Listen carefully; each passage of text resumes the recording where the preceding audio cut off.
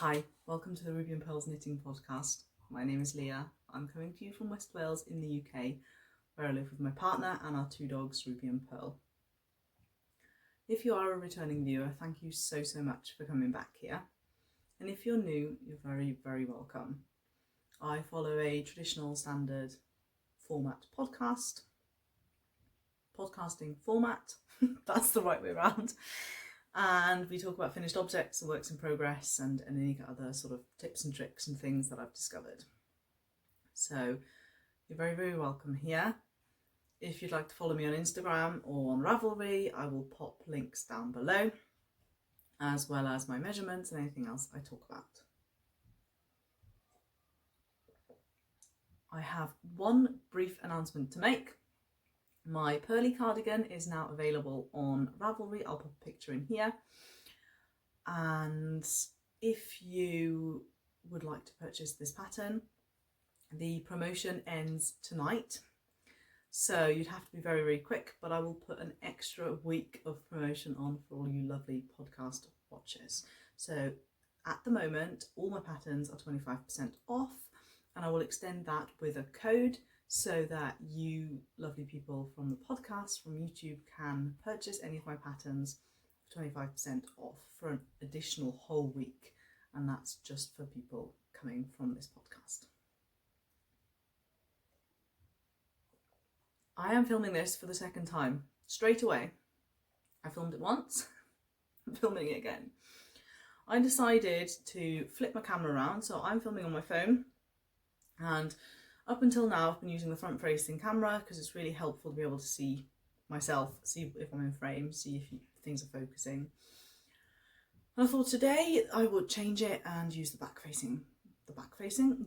camera, which is a better quality. And I briefly had a look, and my head was cut off. In the whole footage you could only see it up to about here. So that's been scrapped and we're starting again, so I hope this will work out better. My coffee's gone cold, but there we are.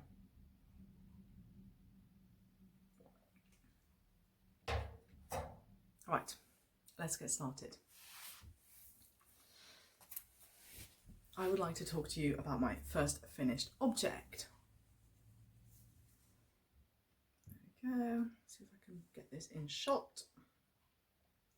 This is the Jean Sweater Junior by Johanna from Kolibri by Johanna.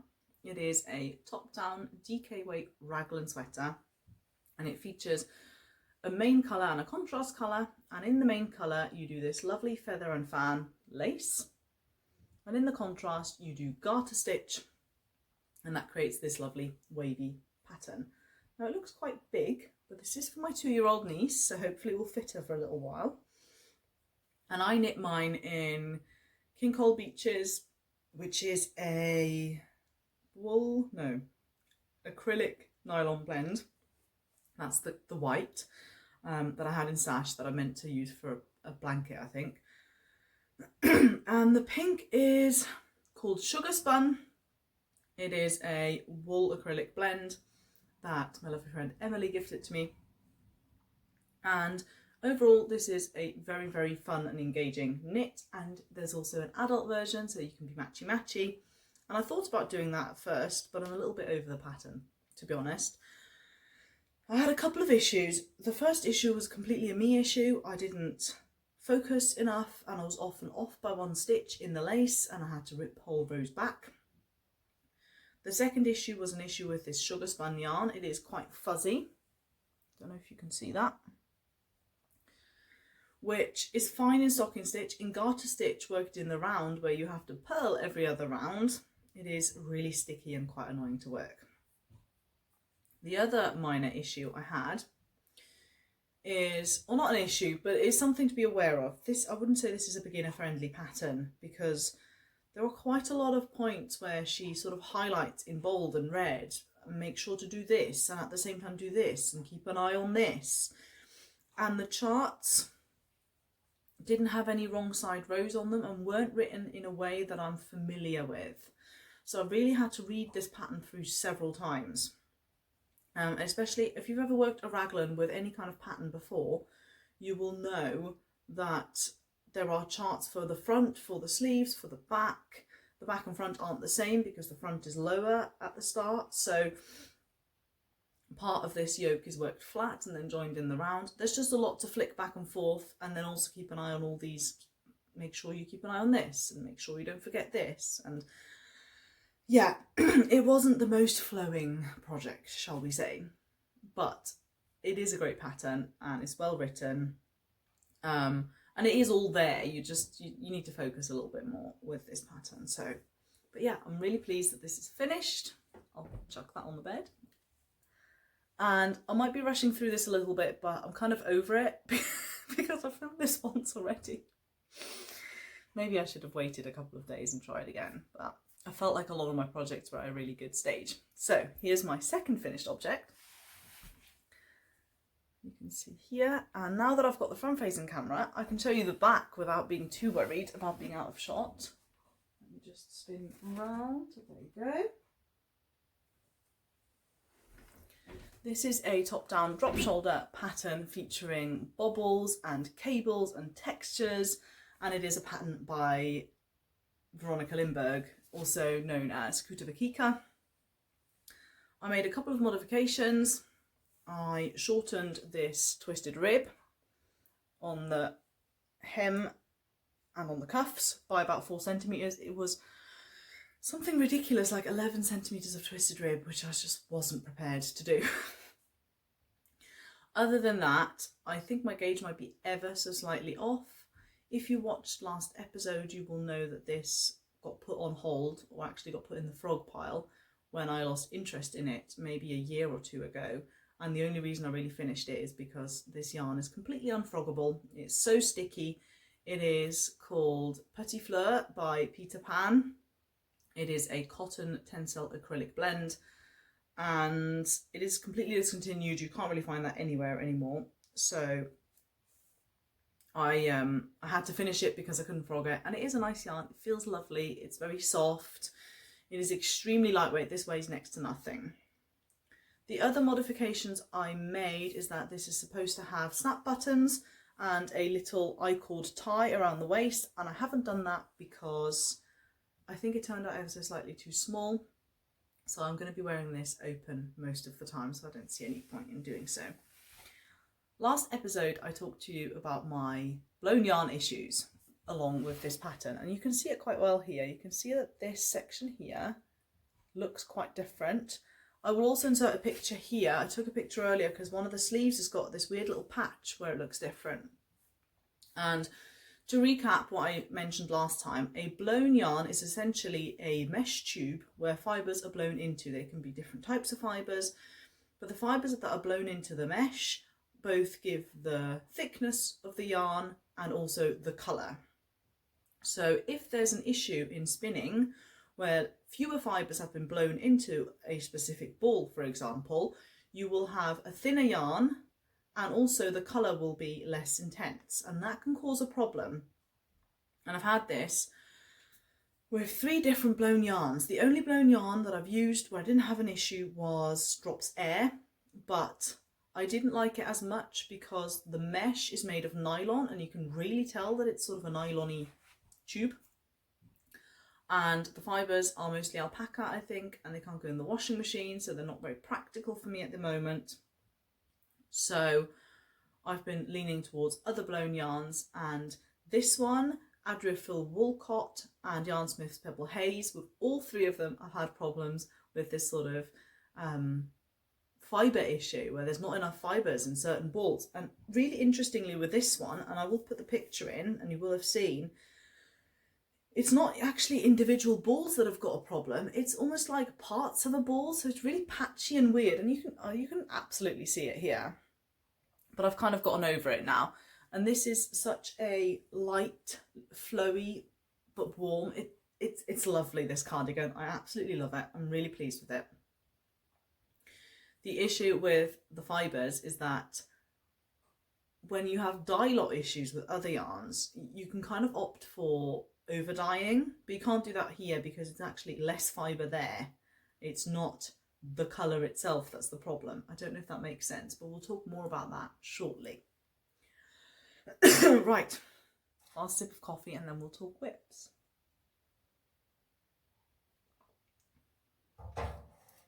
I often feel like I'm going through these projects really, really fast. So if I'm ever missing information that you'd like to know, please leave me a comment and let me know what else you would like me to talk about. But I would like to talk to you about my Kaleidoscope sweater.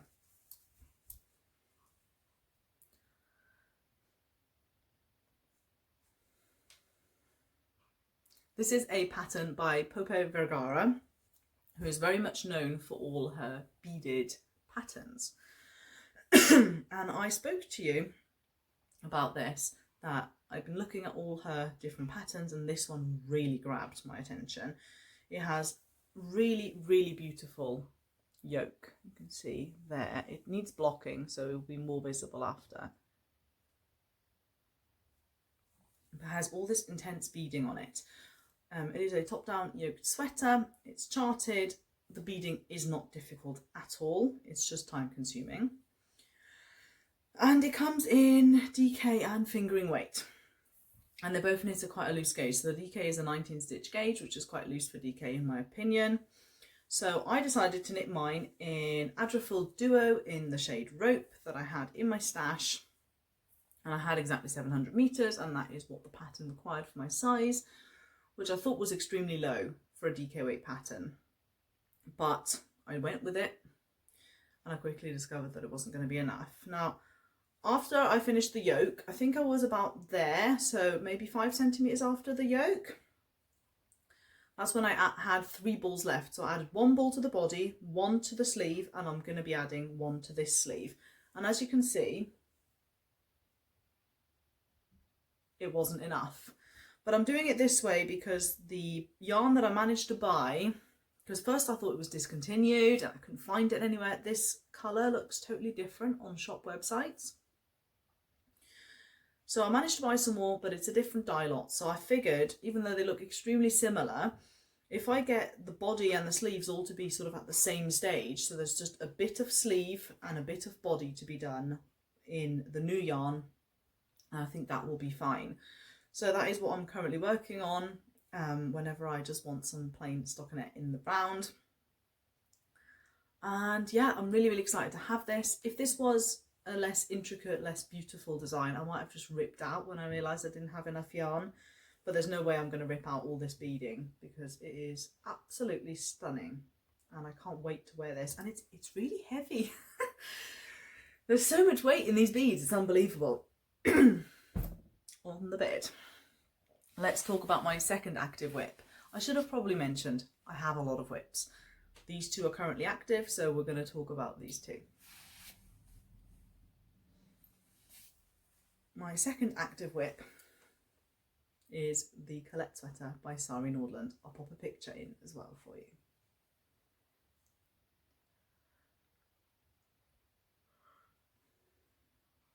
As you can see, this is an absolutely stunning pattern. And I have knit this once before in Yarnsmith's Pebble Haze, the aforementioned yarn that I had some blown yarn issues with. And because I'm a glutton for punishment, I'm knitting it again in a blown yarn. This is Adrifill Woolcott, a cotton wool merino wool blend. It's really soft, it's really beautiful. And this is the shade Lilac, which is not a colour I normally gravitate towards, but I'm having a moment with different colours. This pattern is worked top down. It is a drop shoulder. You can see in the back here with the shoulder shaping. Just hold it like that. There we go. And it is a very simple chart repeat. It has these lace rows framed with garter. They're just eyelets really. And then it has these long cables. You don't cable very frequently. So if you've never done cables before, I highly recommend this pattern. It's very effective. There are a couple of things that I will say you need to look out for with this pattern. The first thing is there is also a Colette tee. And I spent ages looking at both of these patterns, trying to figure out what the difference is apart from the short sleeves. And I can't for the life of me find a difference. So I think personally, Sari released the tee first and then decided to make a sweater and therefore release that pattern after. Because if you see a T pattern, you might not automatically think, hey, I could just lengthen these sleeves and turn it into a sweater. So that does make sense, but for me personally, I think that could be one pattern really merged together, but there we are. That is a personal preference thing for designers, isn't it? That is my number one tip. Number two tip is don't do what I did and not gauge swatch. I haven't gauge swatched with this one either actually, but I've been measuring regularly. Now, the first time I knit this, I had this massive issue with blown yarn. But that wasn't the only problem I had. It turned out much too small. I could get it on, but it wasn't, it was quite fitted, and a fitted drop shoulder does not look good in my opinion. So I've realised this time round what the problem was. This is a DK weight pattern, and Sari recommends 3.5mm needles and a 20 stitch gauge. Now in stocking stitch, if I use a 3.5mm needle with a standard DK yarn, I will get something like 23 or 24 stitches. If I add in some cables which pull things in, I'll probably get 25 stitches. So I'm very confused by the combination of gauge and needle size in this pattern. If I use a thicker DK, so for example Peer Gynt is a very thick DK, it's bordering on worsted, in a stocking stitch I would easily get 20 stitches. But even then, if I knit cables, it would cinch that in. And I would definitely not knit it on 3.5mm needles, so I find it very confusing. I am a slightly loose knitter, so if anything, I have to normally size down, unless the designer is an extremely tight knitter. And I've had to size up from 3.5 to 4.5 to get gauge, which is very unusual for me. But that is just the number one thing you need to look out for. I found that a bit strange. But if you go past those things, it is a stunning pattern. Really, really effective, and I'm really pleased with it.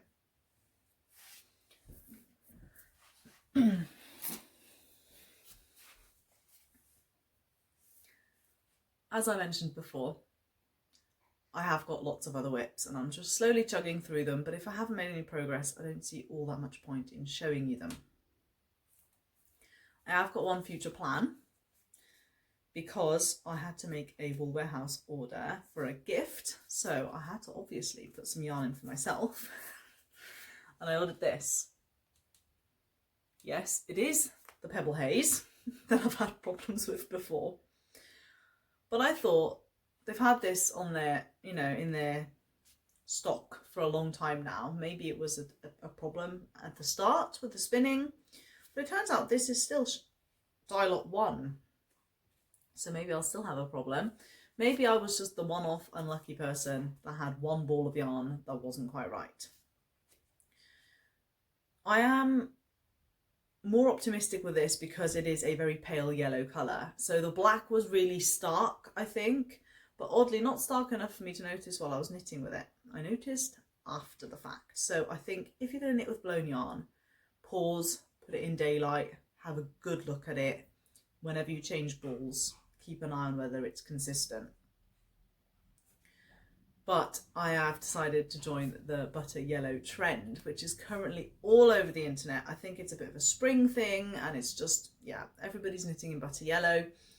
And those twins who knit and their friends, I think they're called Liz and Paige from a new podcast that I can't remember the name of, but I'm sure you've seen those twins who knit. They are quite well known. They are hosting a butter yellow cal, and I immediately thought I need to join on this.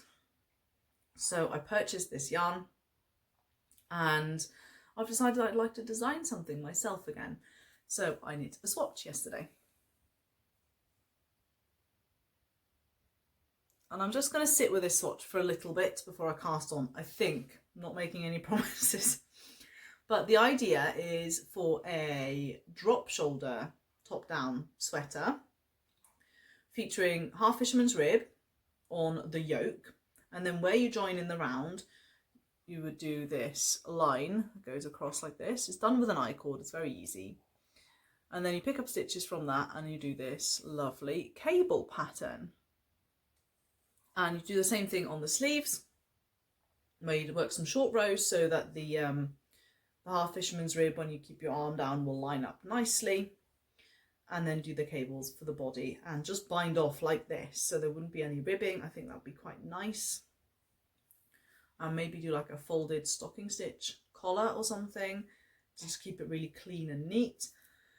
And I like it, but I'm still on the fence a little bit, because as you might be able to see, this swatch is wider up here than it is down here.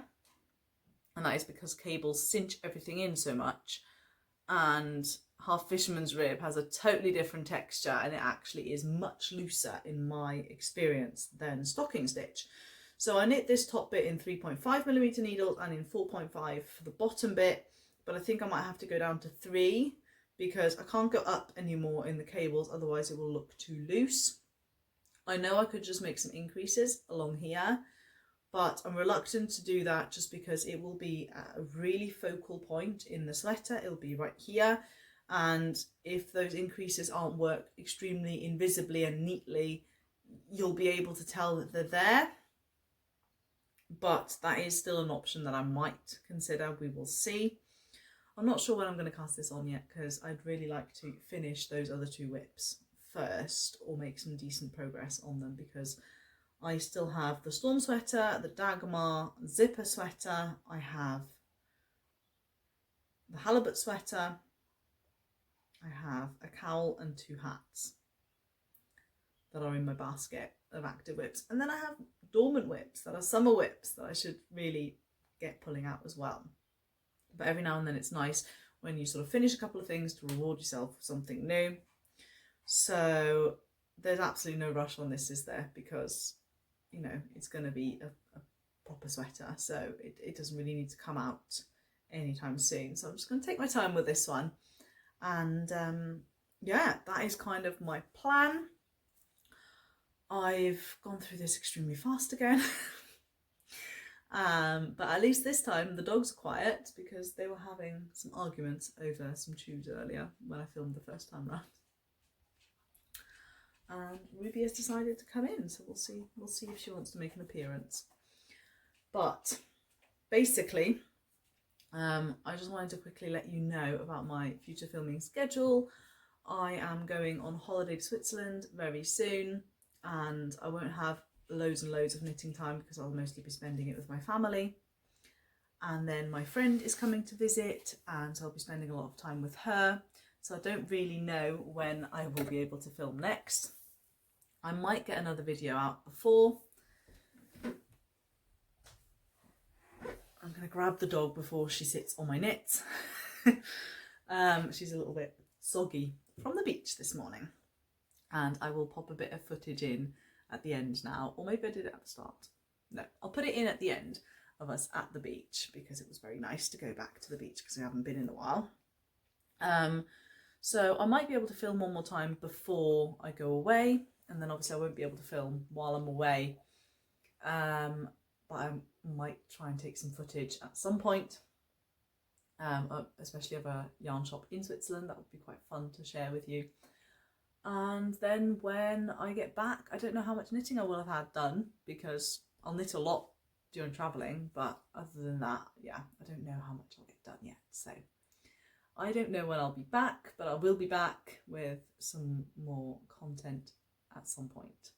So I hope you have a lovely day, evening, afternoon, wherever you are, whatever time of day it is, and happy knitting.